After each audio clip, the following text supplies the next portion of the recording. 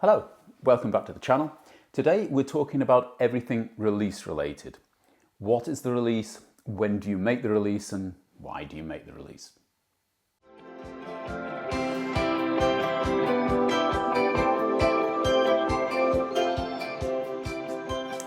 So before we start today, I'd just like to take this opportunity of thanking all of my new patrons.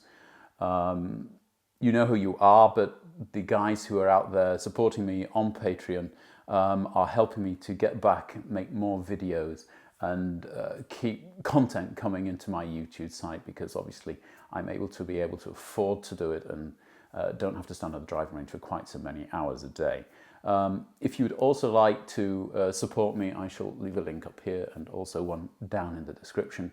But Eric, Bill, Oliver, Adam, Scott and David, thank you very, very much. It really is appreciated.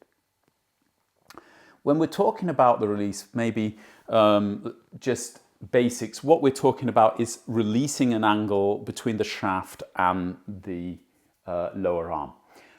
When you do that, you are accelerating the club head, and you can actually measure quite simply how much acceleration you're creating by measuring the distance that your hand moves in time against the distance that the club head moves in time.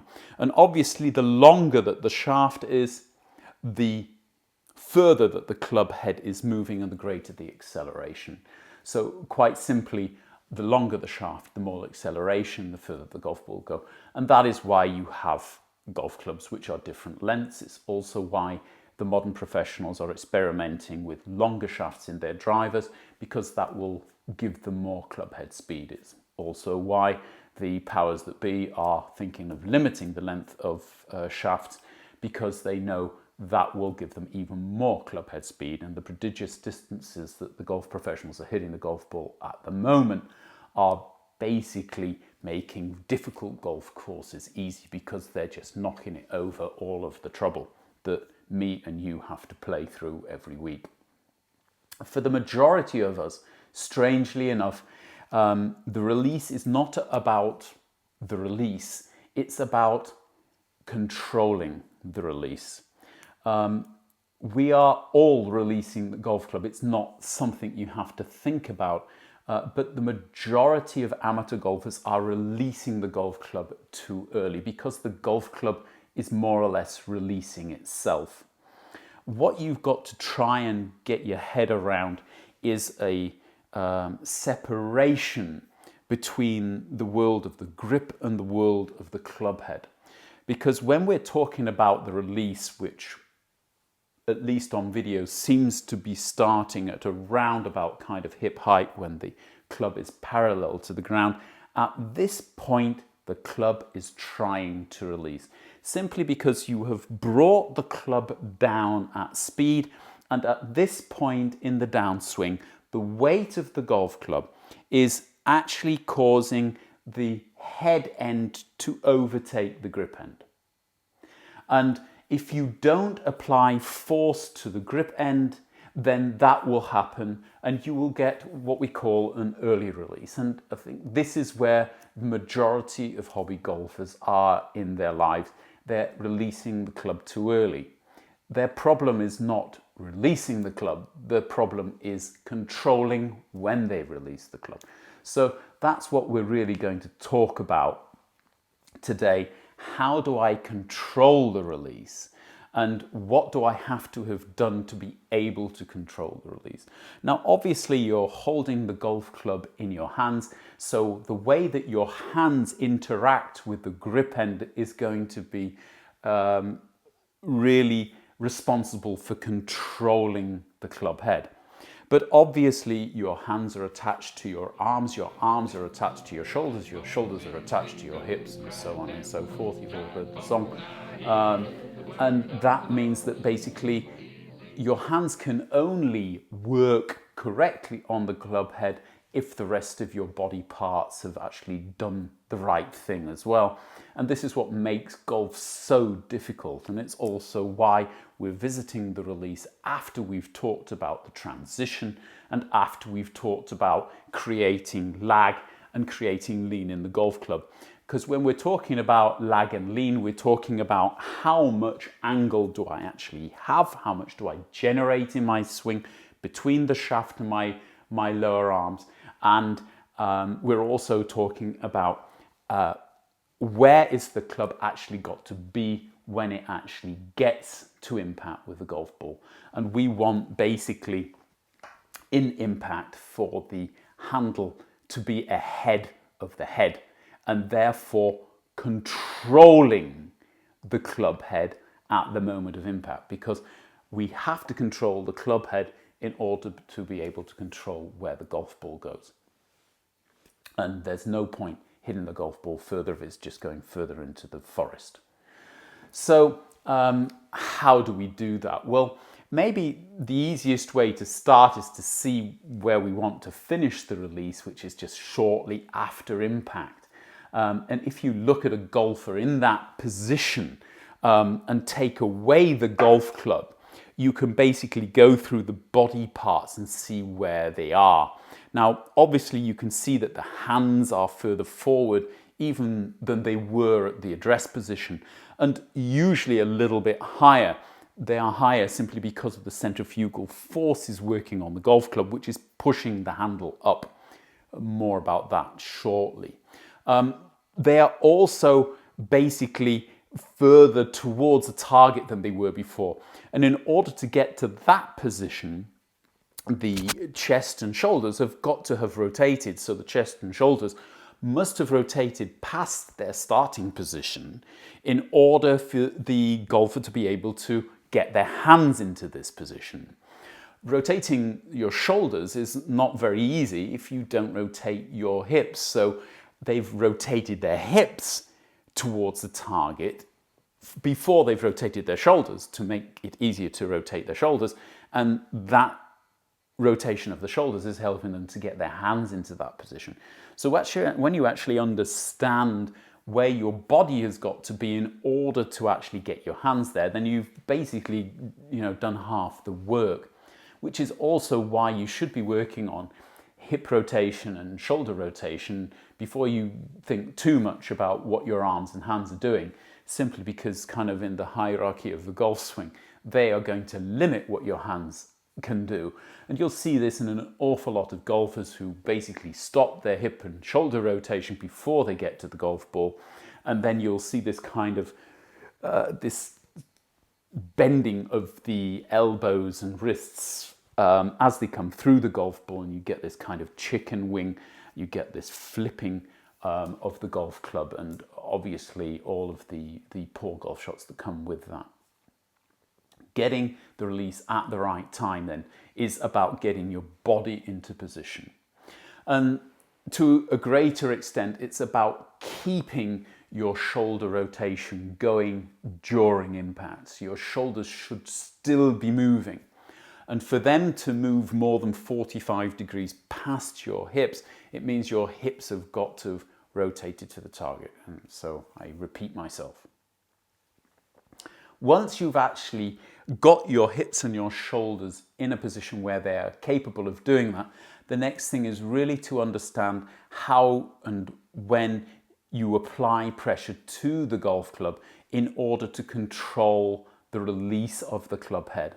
So when you actually change direction, you'll get a small increase of the angles in the golf club, and then you will be losing the angles in the golf club. That means that the club and the wrist angle is actually releasing from almost the very start of the downswing. And also the trail elbow will also start releasing in the start of the downswing. And the reason for this is basically keeping pressure on the golf club. In this phase of the downswing, the golf club is trying to move behind you, and you are basically allowing your trail elbow and your wrists to actually work against the golf club, which is trying to move behind you, and almost kind of get it and keep it away from your body as you bring it down to hip height when the real release is going to start. The reason I'm mentioning this again is simply I don't want anybody to get into the idea of I've got to hold this angle until the moment of impact and then release it. First of all, that would be totally impossible because it has to happen too quickly. And secondly, this blocking of the angles will also basically open the club or keep the club face open. You wouldn't be able to kind of square it up in time to get the golf ball to go down the fairway. So we're not blocking in any way the angles in the trail elbow or in the wrists, in the downswing area and the transition area of the golf swing.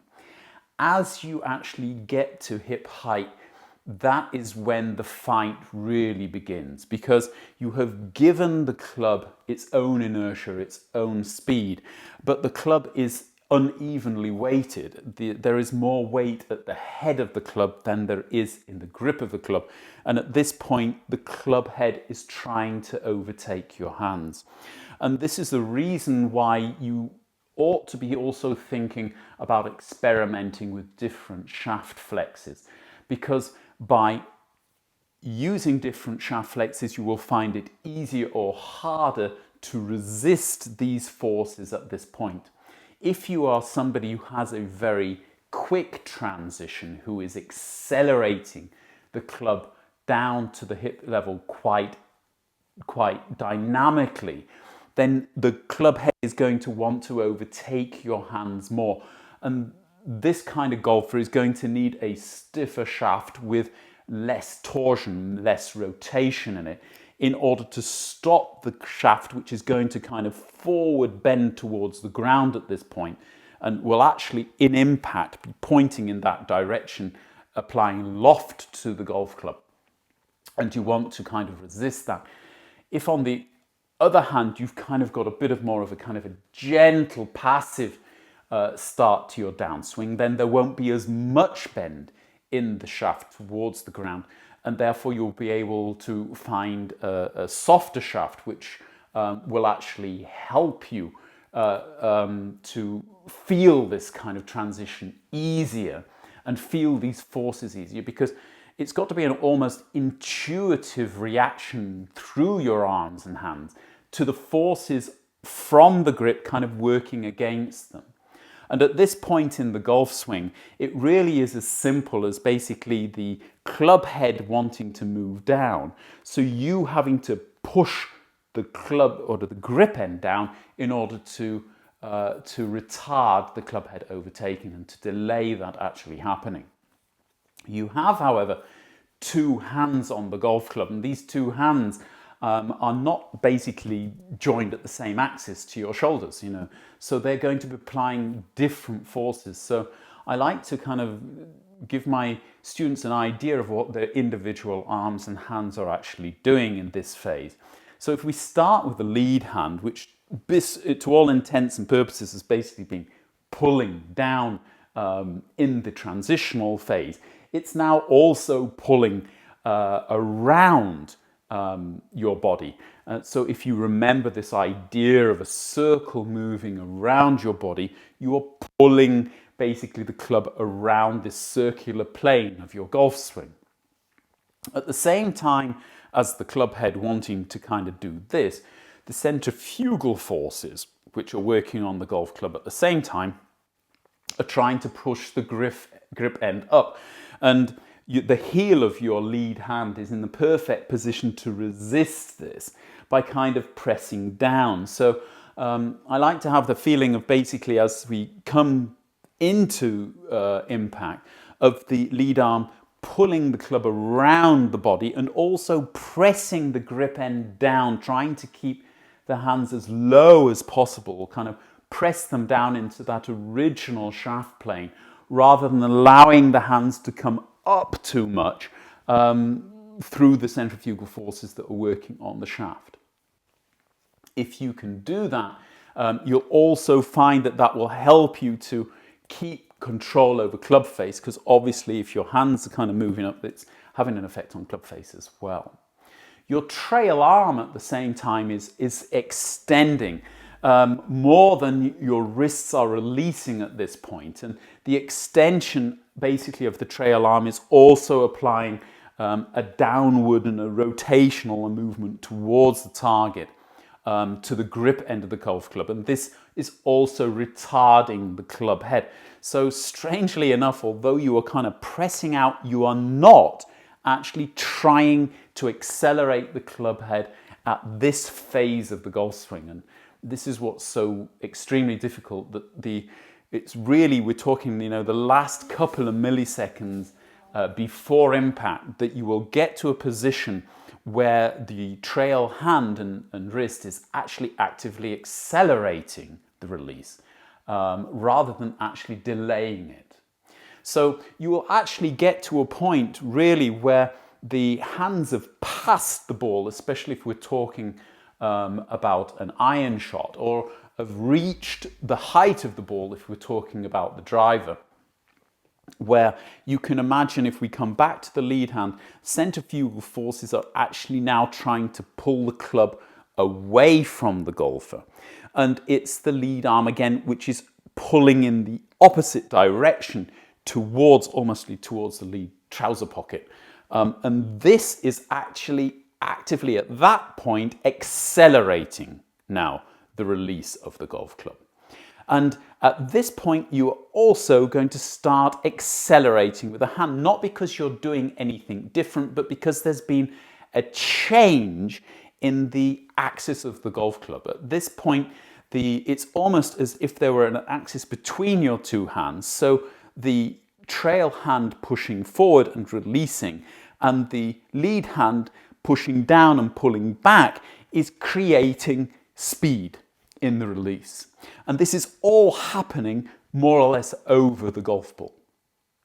If this has happened at any other point, if the lead hand stops, the trail hand will overtake. And it looks at this point we're going to have to do a row of bloopers in my videos, because that's happened a couple of times today. Once I actually do get to this position though, I want to have the feeling of left hand coming back, right hand releasing, and that is the speed. The golf ball is now gone, guys. So this really helps nobody. It's simply something that you aren't going to be able to stop. And when you get this kind of lower arm rotation that you will see, is very much dependent on how far you've rotated your shoulders. Because during the whole time that you're working on the golf club with your arms and hands, you are rotating your shoulders, and they are helping your arms and hands to apply this pressure to the golf club. Should they have stopped, then the elbows will fold and you will find it very difficult to keep pressure on the golf club. Although we do see some tour professionals who are capable of doing this. Jordan Spieth comes to mind, where he actually has kind of almost an active elbow rotation or elbow bend there, a little bit of chicken wing, which helps him to keep pressure on him and control over the club face.